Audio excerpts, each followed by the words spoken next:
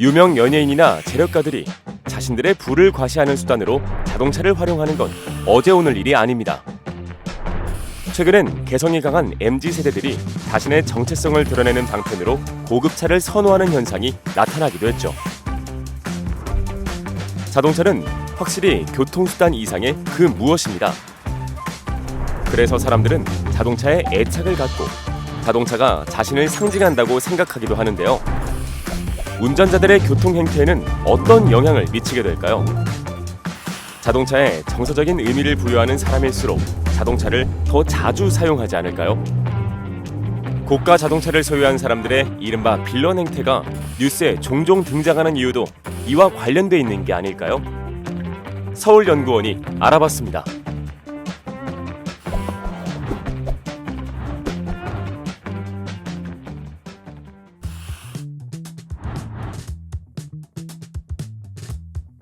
프랑스의 구조주의 철학자 롤랑 바르트는 오늘날의 자동차를 고딩 양식 시대의 대성당에 비유했습니다. 대중들이 자동차를 마법의 물건이라 여기고 사용성이 아닌 이미지를 소비한다는 점에서 시대 최고의 창조물이라고 말했죠. 바르트의 말처럼 자동차는 단순히 이동수단을 넘어 소유자의 정체성을 표현하는 이미지로 사용되거나 자신의 지위를 과시하고 남들과 구별짓기 위한 수단으로 쓰이곤 합니다. 다만 자동차에 부여하는 상징적, 정서적 의미는 사람마다 다른데요. 서울연구원은 자동차에 부여하는 상징과 애착이 운전자에게 미치는 영향을 알아보기 위해 서울시민 2,000명을 대상으로 연구를 수행했습니다. 우선 고가의 자동차나 큰 자동차를 소유한 사람들은 각각 저가 자동차, 작은 자동차 소유자보다 자동차에 부여하는 상징이나 애착이 강한 것으로 조사됐습니다. 또 고가의 자동차, 큰 자동차를 소유한 사람들은 그렇지 않은 사람들에 비해 자동차를 더 많이, 더 자주 사용하는 현상도 지속적으로 관찰됐습니다. 즉, 자동차에 정서적 의미를 부여하는 사람일수록 출퇴근, 쇼핑, 여가, 저녁 약속 등 다양한 목적으로 자동차를 더 많이 사용하고 있었습니다. 예를 들어 주변에 걸어가서 쇼핑할 수 있는 상황인데도 굳이 자동차로 백화점이나 대형마트로 운전을 해서 발생하는 사회적 비용을 산출해 보았는데요. 그 결과 자동차 한 대당 연간 평균 온실가스 배출량의 약 10%에 해당하는 대기오염 물질이 배출되는 것으로 조사됐습니다. 특별한 목적 없는 드라이브로 배출되는 탄소 배출량도 전체의 4%에 달했습니다.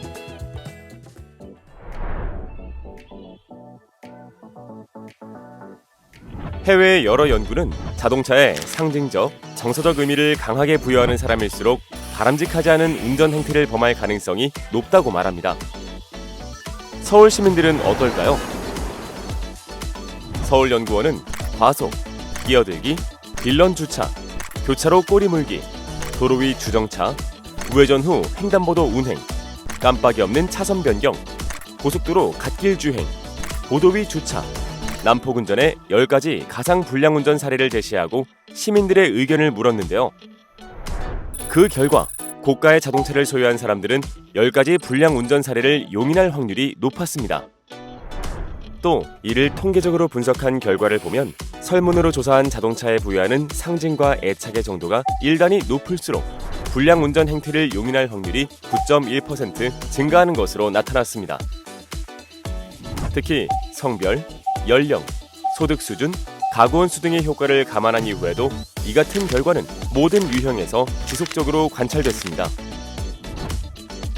즉, 자동차에 정서적 의미를 부여하는 사람들은 실제 생활에서 바람직하지 않은 운전 행태를 범할 가능성이 높다고 유추할 수 있는 분석 결과인데요. 실제 고가 차량 운전자의 비도덕적 운전 행위나 불법, 탈법 주차 등이 뉴스에 종종 등장하는데 그 이유가 이와 무관치 않아 보입니다.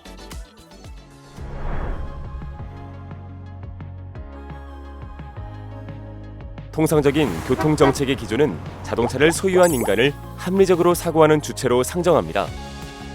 그래서 기존의 교통정책은 자동차를 많이 사용하고 바람직하지 않은 방법으로 운전을 하는 사람들에게 다양한 형태로 비용을 부과하려 하죠.